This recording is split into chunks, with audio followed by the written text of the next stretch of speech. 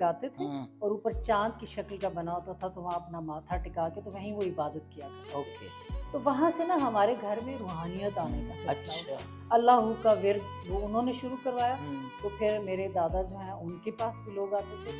پھر میرے جو آگے نانی تھے یا نانا، ان کا جو فیملی آئی مدر کی طرف گئے، شادی ہوئی، تو میرے جو والد ہیں وہ میرے نانا کے مرید تھے. میرے نانا یہاں پنڈی میں تھے اور وہ انہوں نے بھی ٹیچر تھے اور انہوں نے بھی مولوی والا نہیں تھا.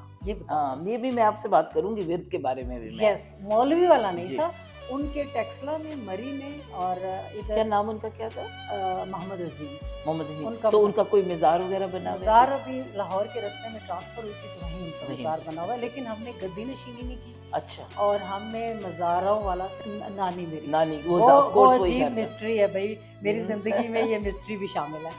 کیونکہ شادی آپ کی کب ہوئی؟ شادی پھر میں گریجویشن کر رہی تھی. میرے فادر کی بہت طبیعت. اچھا، آپ نے گورنمنٹ کالج سے ہی پڑھا؟ نہیں، میں نے گورنمنٹ کالج سے گورنمنٹ کالج سے. اور شادی جب میری ہوئی تو میرے فادر. کون سا سبجیکٹ آپ نے پڑھا؟ میں نے اس وقت اکنامکس اور سائیکالوجی پڑھی، اور پھر بعد میں شادی کے بعد میس کمیونیکیشن میں ڈگری. اچھا، میس. وہ پھر یہ سارا تو